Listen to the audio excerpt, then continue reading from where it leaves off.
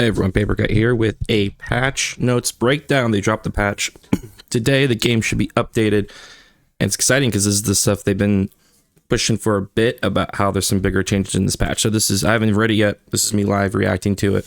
I was in the middle of my work day and it popped up and I was like, I gotta read this bad boy. So let's go ahead and jump in. So first we have the monsters event. Fun, support the casuals in quick match or custom. They get to do these like monster things. Each monster is going to provide a different bonus to them if they find it. Go casuals, support the casuals whenever you can. We have our new icons. I kind of like the claw. I'm gonna see a lot of people with that portrait for sure. Once again, some more things you can unlock. Sure. Map pool rotation, downvotes increase from 3 to 4. Map pool size increase from 9 to 10. Okay, more options. That means I'm less likely to get Cliffside 5 times in a row. I don't know what it is about Cliffside. I get Cliffside so much.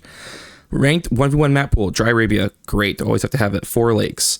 Good as a good hybrid map. I think it's one of the best hybrid maps to learn hybrid. Golden Pit. Golden Pit is definitely the type of map that I feel like it's created literally to show you how important it is to secure resources in castle. It feels like Golden Pit is whoever can get a castle in the center first wins. But sure. Gorge, love Gorge. Hillendale, great. We need a boom map. Himiyama, sure. I'm okay with Himiyama. It's a weird open map that's kind of like, I don't know. It's actually, in my opinion, more open than Dry Arabia. Because it's one of those maps where once you get your initial resources, everything's far away, like Rocky River, which Rocky River's there. It's great. Mongolian Heights is another good boom map, but also has a little bit of a... I haven't seen Mongolian Heights in a while, actually. Wow. With good, slight hybrid vibes. Lipany, shout out to all the berry civs. Sakatra. Wow. So we don't have a real water map like Baltic anymore. I wonder if the Baltic play rates are super low. But Sakatra is really interesting. It's like when they had Mountain Clearing, which is the other super small map, though I think this is more viable than Mountain Clearing was. Team Rank map pool for you team rank players. Hope you enjoy that. King of the Hill on team ranked. All right. Here we go. The update features a rework to how the Rus accrue bounty. Previously, Rus gained bounty upon defeating huntable animals and wolves. This led to a race at the start of every game where both players engaged in a minigame to see who could find and defeat the most hunt. Some people loved it, a lot of people hated it. With this new update, Rus gains bounty over time while gathering food from animals, so both players should have more time to vie for control of the hunt on the map. So, here's what I love about this. One, it forces Rus out on the map sooner. So a big issue that Rus had with that system was that you couldn't harass them really, and oftentimes, especially if they played super compacted, they got lucky with a placement cover in their hunts, or they got a second TC, they could survive for a while without having to move out on the map. English almost in that sense. So forcing them to be on the hunts as a way to get the bounty really gives you a lot more raiding opportunities against Rus. It also allows you as the player, if you can be aggressive, like maybe the Rus player goes 2 TC and you can keep them inside their base, you can just steal the hunt and basically take away their bounty. I really like this change, personally. I think this is a good, I don't know if it's a nerf to Rus, but I think it makes it so like, I mean, Rus is the only civ that forces you into this weird minigame that no other civ can make you do. You could argue Mongols the tower rush, but any civ can technically tower rush you, it's just Mongols are more likely to do it. Additionally, for all civilizations, Professional Scout's functionality has been updated to be easier to use. Previously, a player had to right-click on a deer, shift-click to the town center, and repeat that process for every single deer to make use of the technology. Now, a player can simply right-click on a deer once with the technology research, and the scout will bring the deer back to the capital TC. Wow, or a drop-off location of your choice. To move an entire herd sequentially, a player can simply shift, right-click the entire herd quickly, and the scouts will do the rest. That's amazing. That's amazing. This is the type of quality of life change that I actually appreciate. I don't think it's making the game like significantly easier or making it so like the game is like you're making the game dumb. I think this is just nice in the sense that Professional Scouts is one, an expensive technology, and two, I think utilized well, it's a huge game changer. And I like this change because it was clunky. The issue wasn't that it was difficult, it was a clunky mechanic, and this makes it much more usable. So I really appreciate that rework. Cool. Maps. Sheep distribution. Sheep's instances have been increased across several solar rank maps, so the amount of sheep per instance has decreased. This change aims to spread sheep across the map in a more consistent manner with less instances where all the sheep cluster in the same area. Thank God. I'm going to highlight Rocky River. This happened so much on Rocky River. Holy crap. It felt like all the sheep were on one side, and you picked the wrong side to scout. Your opponent would have like 8 more sheep than you, which was awful. So I think this is great. I'm totally for less of the clusters of 4 to 5 and more of just 1 to 2 clusters and just spread them over the map. I think that's great. It makes it so if you adequately split the map evenly, you should have even amount of sheep.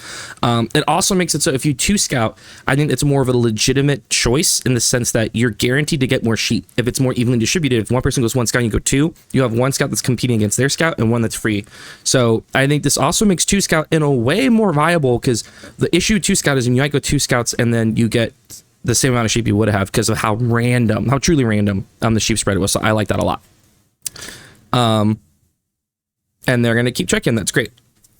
Map specific changes, thickets, whatever, Nagari, whatever. Golden pit. Primary goal for each player spawns at a more consistent distance. Oh my God. Sometimes it would spawn super far away. Sometimes it would spawn so close that you couldn't harass them. So like sometimes fast casting was impossible to stop because the gold was so close to the town center that you couldn't harass it, and then they could then wall up or tower and stop you from doing anything, and then the Russian cast and it feels like the game's over. So I like that change a lot. And this one's huge too. Thank God. Love those changes for Golden Pit. All right, balance changes. Fix an issue in Dominion where killing a monarch unit as it entered a building would not award the player population. Nice. Fix Turkish localization and see. Shout out to Turks. Shout out to the Turkish people. Congratulations. All civilizations. Trade posts cannot be selected in the fog of war. Thank God. Thank you. Thank you. Though, does that mean you spawn, you see the trade post in the fog of war, or if you find it, no, if you discover it and then leave, it's there. Thank you. Love that change. Wheeled siege units no longer pack or unpack. This includes the Springle, Nest Beast, Culverin, and Recall and Cannon. These units can now find and attack targets automatically while they are idle and should feel far more responsive attempting to move and shoot. Wait, does that mean the Rus special upgrade doesn't apply anymore? Or is this if they're holding still? I need to mark that as something to check. I'm going to start a little list here of things that I need to check.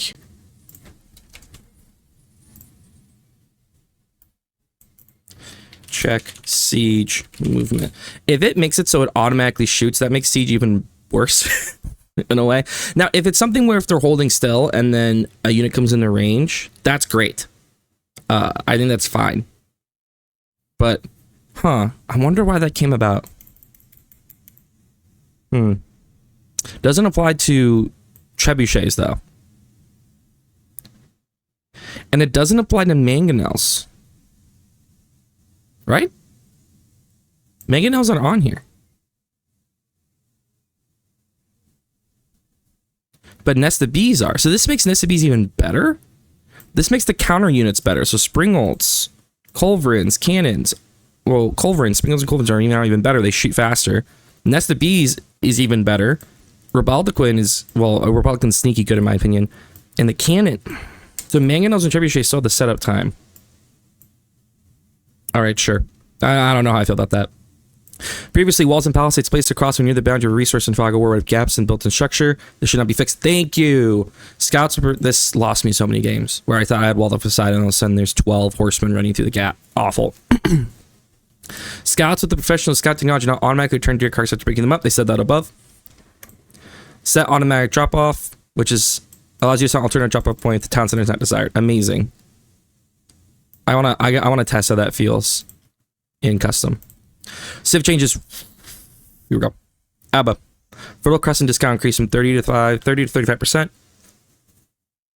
Okay. That can't be that much of a difference. Maybe like 5 food difference. Number on multiple TCs. That feels gonna feel really good. But okay. Swap Grand Bazaar and Armored Caravans. So I think Grand Bazaar is the double resource and Armored Caravans makes them stronger. So this makes it farther down the text tree, I think. I need to check that.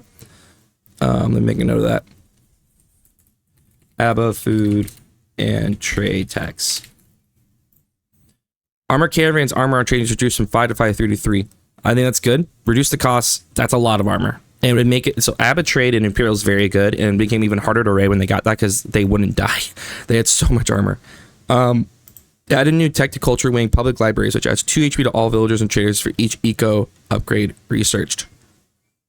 So the big issue with the Culture Wing is that after its initial reduced tech cost, all the other technologies are kind of bad. So public libraries gives you tanky vills, encourages, and it like plays into the Culture Wing's goal of you're trying to get all your research because it's cheaper, and now you get extra strong villagers. So what you think about extra strong villagers helps with keep drops, helps with rushing up towers and things like that, helps if you're getting raided. So that's actually I think that's a good tech.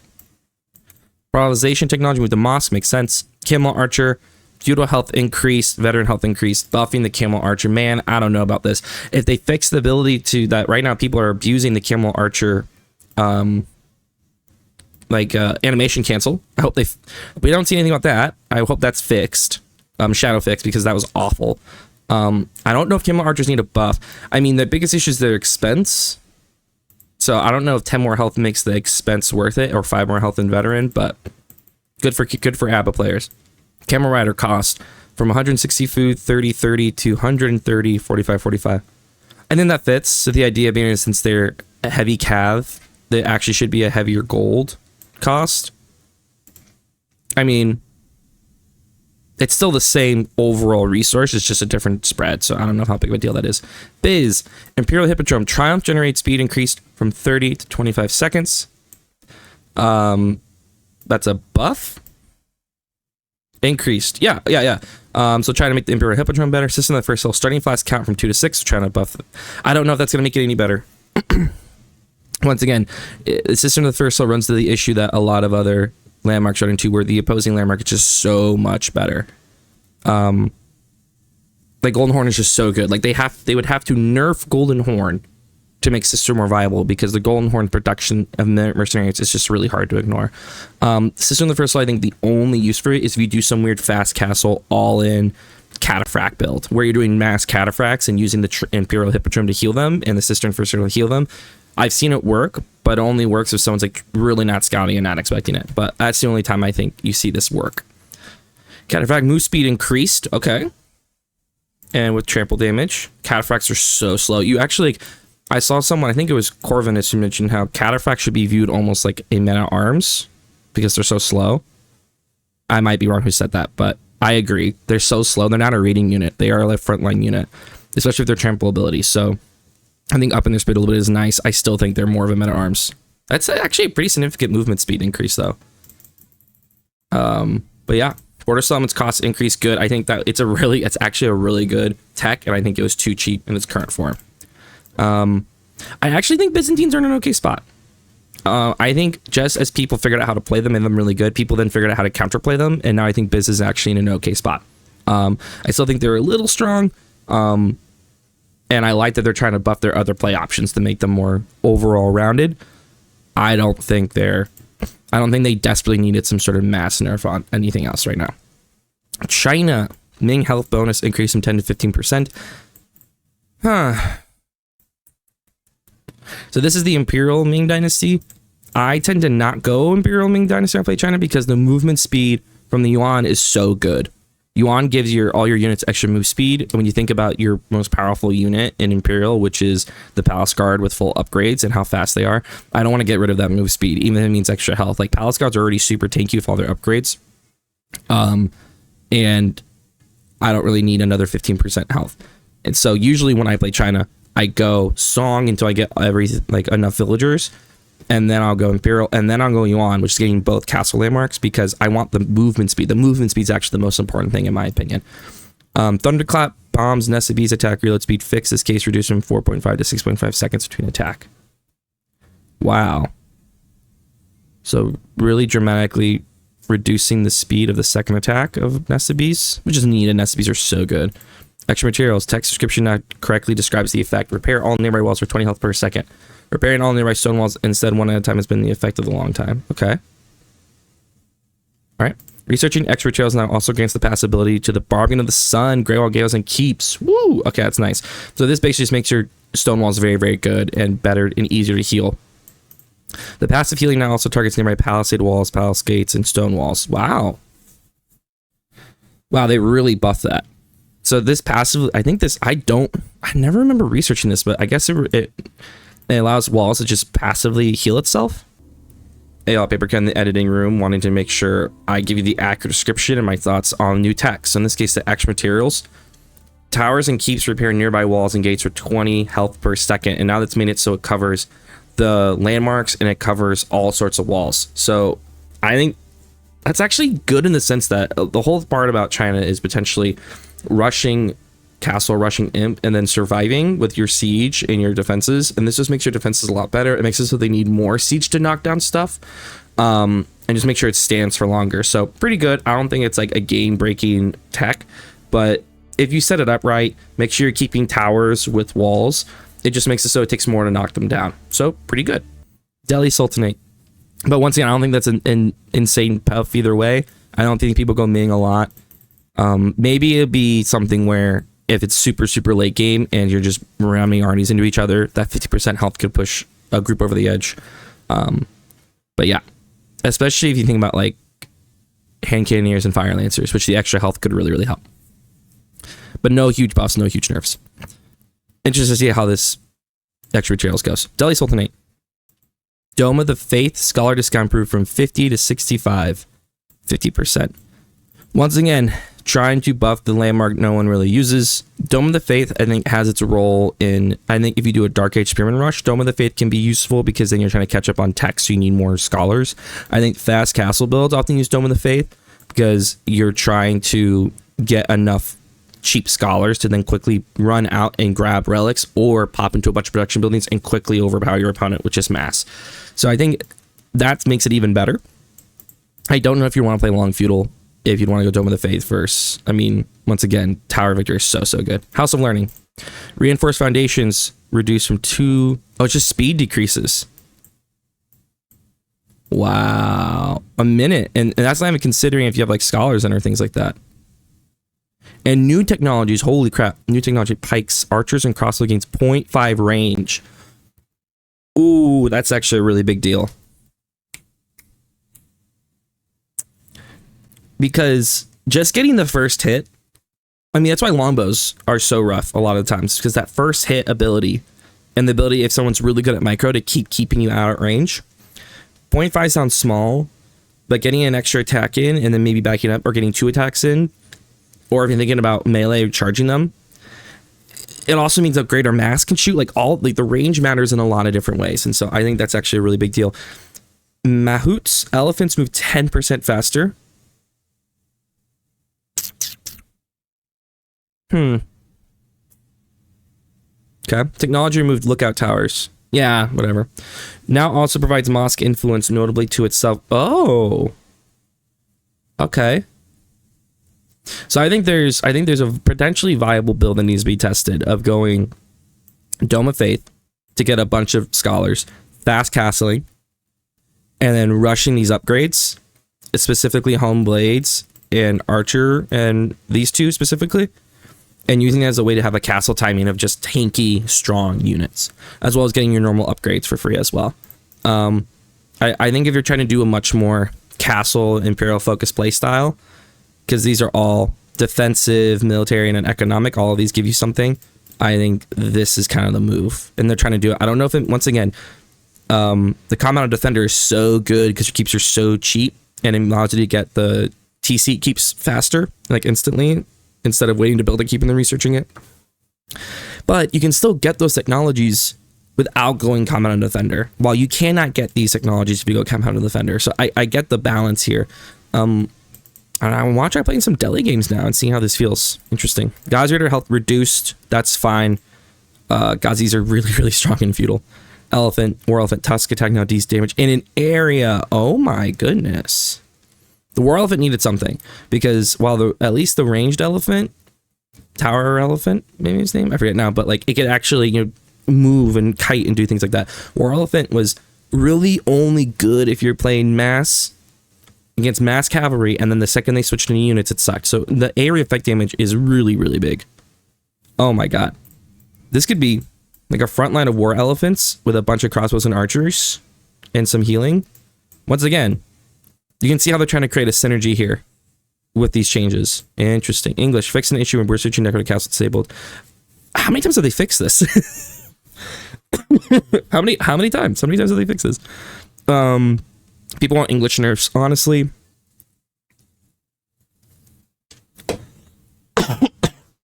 England is not in a bad spot. It still sucks to play against in a lot of ways. And sure, if they want to nerf some things, I wouldn't say no. But it's fine. French. Fix an issue with artillery shot ability could target... That's really funny. Economic technologies discount increased. Okay. It's already good, though, so... I mean, French needs something, but is this the something? Trade posts really started getting saved just on minimap. Okay. So then you can click for the Byzantine thing. Chamber of Commerce trained free traders 100% faster. I don't think this is fundamentally improving French in the way they need in feudal. Or just like in general in castle or anything. Like, so you buff trade, which no one really wants to go as French. And honestly, you need more to make trade valuable. Economic technologies discount. They're saving a little resources. I don't know. I don't know if this is going to really affect anything. We'll see. Holy Roman Empire. Increase the duration inspired for villagers from 30 to 35 seconds. Why? Why? They're so good right now. Reduce civilization trait outpost line of sight bonus. Okay. Reduce relic. Well, okay. These are good. Relics in outposts are so good. So sure. I don't know why they need more inspire. I know it's not amount, but like duration. I don't know why they need that per se. But, yeah. Japan. Tatar cost reduced. Hell yeah, I'm all for that. Japan needs some buffs. Koka Towns Shinobi cost reduced from 60-60 to 50-50 and reduced. Once again, they're trying to make the Koka Township viable in feudal. And I'm interested. In my theory crafting, I think Koka Township all in against a fast castle civ is actually extremely viable. Because one of the weaknesses of a fast castle civ is when you're playing against a civ that can make units out of its landmark, because you're getting units there so much faster. So you send Shinobi, you get you upgrade what's it called? You get sea engineering, and you immediately go ram. You can knock down the ram, cut off their gold, and then you go immediately into horsemen because they're going to go archers, and boom, they're stuck. So I think again, specifically fast castle, the Koka Township is actually a legitimate option. I don't know if it's an option against any other type of game though in feudal. Double of equality. Buddhist monks cost reduced from 100 to 80. And it's no.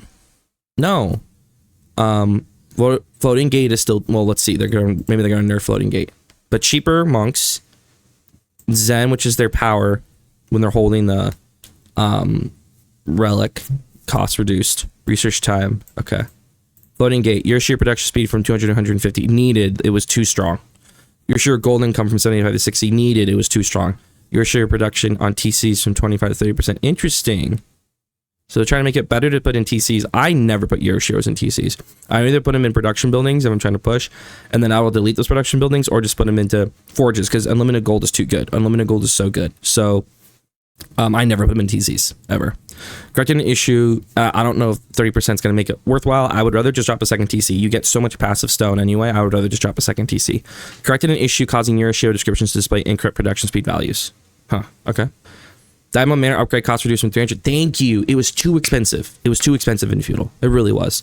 For getting one bannerman and a slight increase in farming, which you're not even farming that much in feudal, I think this is a really good buff, and it makes it more viable to go very early Demo Manor.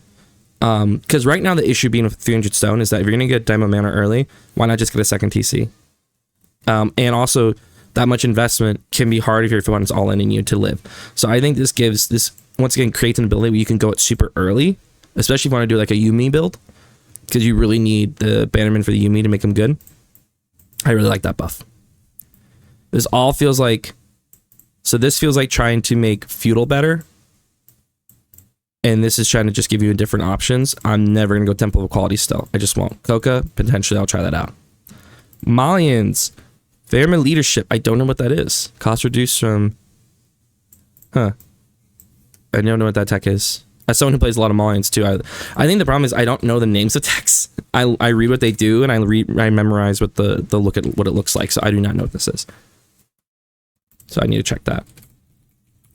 I'm also gonna mark that I need to check the Delhi AOE. All right. Local knowledge. Technology work now affects Musafati warriors and gunners gain +5 health on hit for 5 seconds after coming out of stealth. Okay. That's an Imperial buff for sure. I mean, yes, Musafatis can go stealth early, but you think about this more in Imperial when you get the Imperial landmark.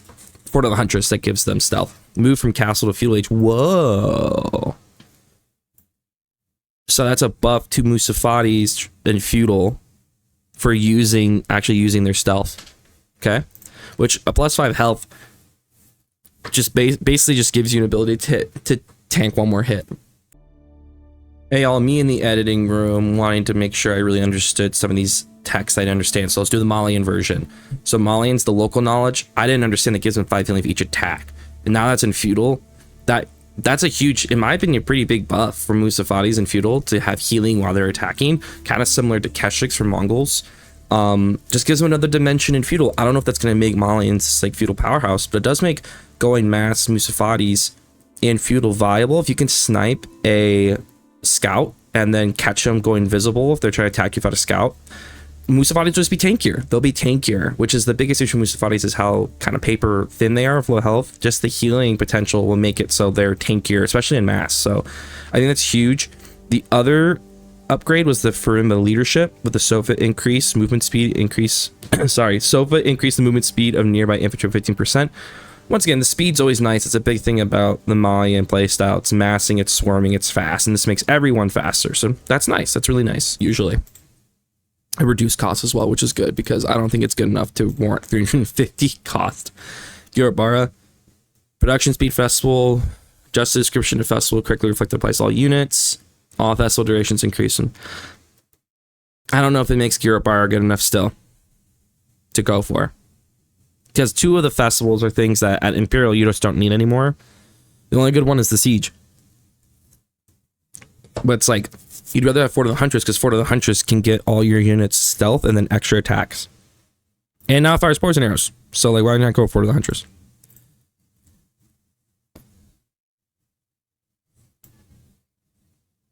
Whoa. What? Huh?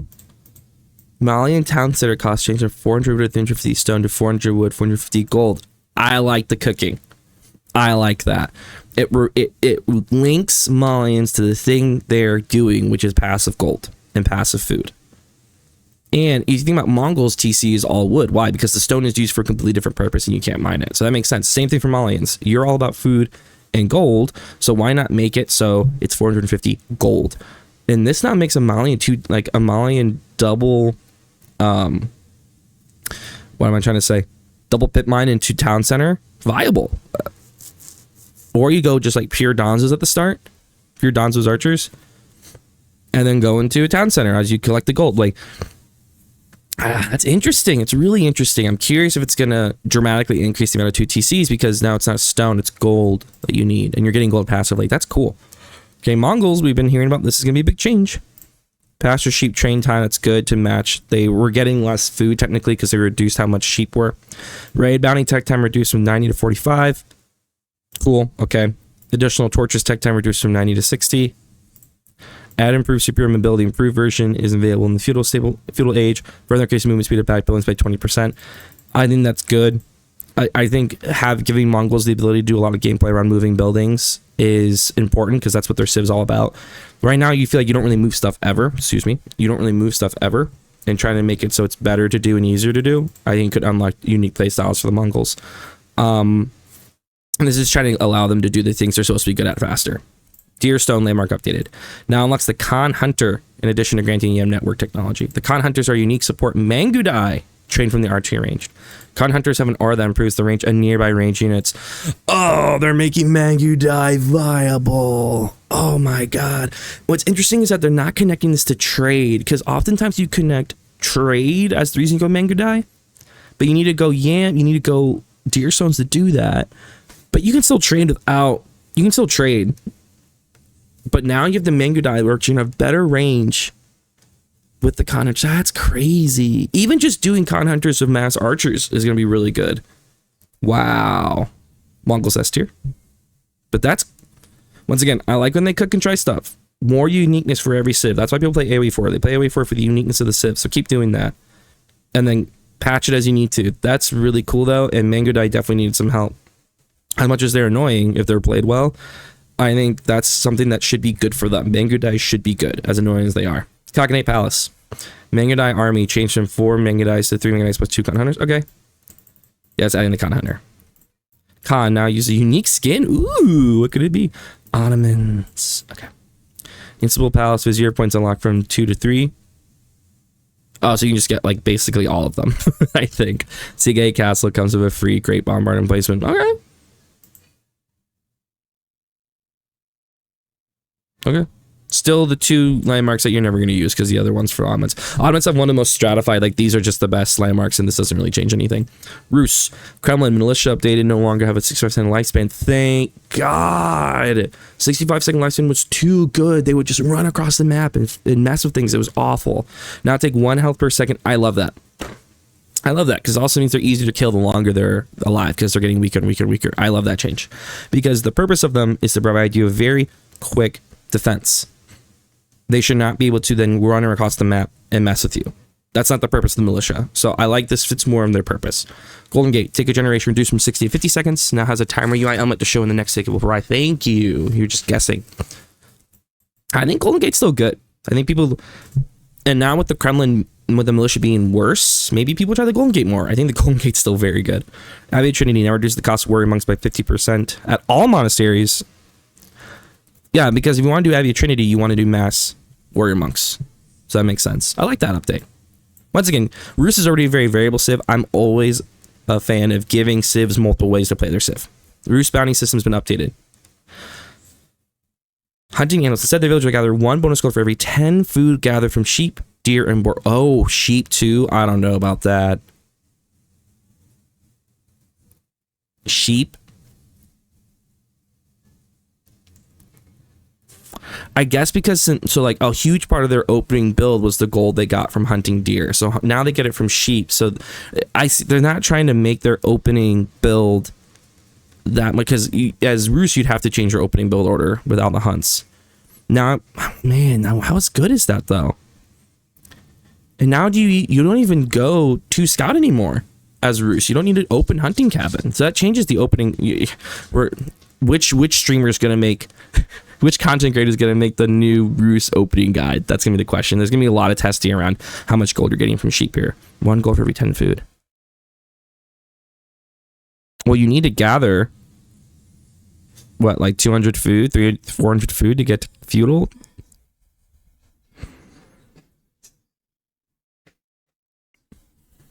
It's not, yeah, you need to gather gold, I think. That's crazy. And yeah, increase the bounty TRK. Hunting cabin for tier 2. Wow. I mean, it's honestly a nerf for Rus. This new system's a nerf in a lot of ways, which Rus honestly need the nerf because they're very, very, very, very good civ. So I agree with it overall. This is going to make Rus just play completely differently in Dark Age and Feudal. That's crazy. Variant civ changes. Aibid.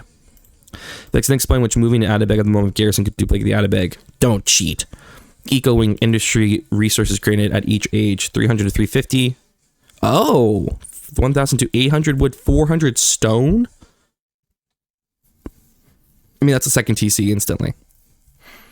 2,000 wood, 900 stone. That's all the production and a keep. So I could see people, I still don't know. If people want to do a quick second TC, sure. I also understand the argument of going growth wing and just getting second TC with more villagers here. So I don't know. This is interesting because you could do immediate production. This could be your farm transition. This could be immediate Springwold upgrades or a second TC. You could just immediately age up and go second TC. So like you could do a feudal all in to keep him in base. Go castle and immediately drop a second TC. And here, this could be if you're about to die. Like you're getting pushed, you age up to imp, drop a keep immediately. 2,000 wood is your entire farm transition plus a bunch of production. So interesting. I think this has a place. Maybe not in the top level. Maybe not in like the best players, but man, they're really trying to make this viable. And I think this does make it viable in a way. Trade wing advisors, Atabeks pop cost from 0 to 1. That's good. 1 to 0. That's good. I still think you should be able to move the Atabeks. I think Atabeks should be able to be moved. Culture wing logistics now permanently turns on the healing aura when all ages instead of only age 4. Okay. That's good. Sure. Why not? Trade wing bazaar.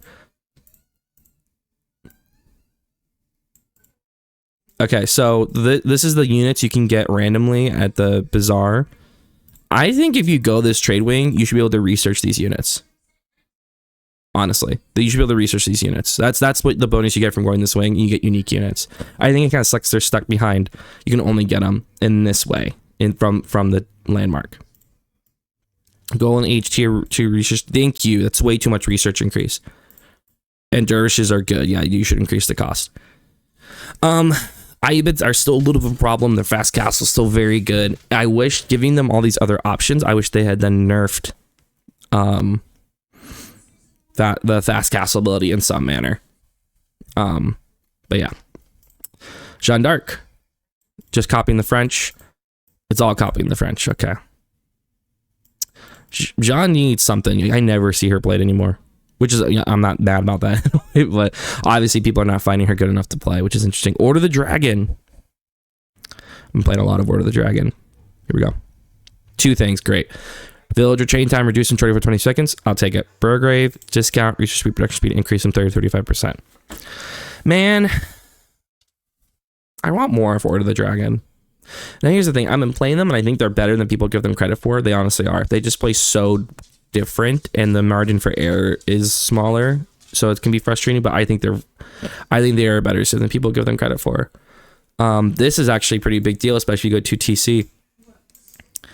And I like this because whenever I've done Burgrave, I have felt like I'm not getting them fast enough. I feel like when you go Burgrave as the Holy Roman Empire, you're printing units. When I go Burgrave as Order of the Dragon, I'm not printing, which I get you shouldn't in a way because their units are so tanky, but like it should be something. And its natural reduction is that all their units are so expensive, even reduced in cost. But I don't know. I'll mess around with Burgrave and see how it feels. Zushis. Okay. Just bug fix. Okay. Ooh, wow. Anytime you reduce the speed of a research, it's all about just giving them a better timing. Hitting imp, immediately rushing those techs, and then pushing out from that. Like getting the 1,000 bolts if you have a mass Zugnu Expo army, and then pushing immediately off of that is a big deal. Especially if you do an imp timing where you hit imp just before your opponent, and you're trying to rush that attack before they can hit imp themselves. Those things really do matter when it comes to like just a perfect timing attack. Roar of the Dragon increase area effect threshold. Wow, just making it better. Okay. They needed that. I think Palace Guard should be viable in Feudal. It'd be cool if Zushi has a legitimate build for Palace Guards in Feudal. I think that little health boost is needed. Ongoing. Keep telling them the issues. Okay. What's on the horizon? They pivoted to Season 9. Social focus on updating the late game. A full Siege gameplay update. Oh, people have been begging for this, including a rework of the role and functionality of Springlets and Culverins. Thank God. I wish it could have happened now. But get in the lab and cook. Get in the lab and cook and figure it out. Because people hate this.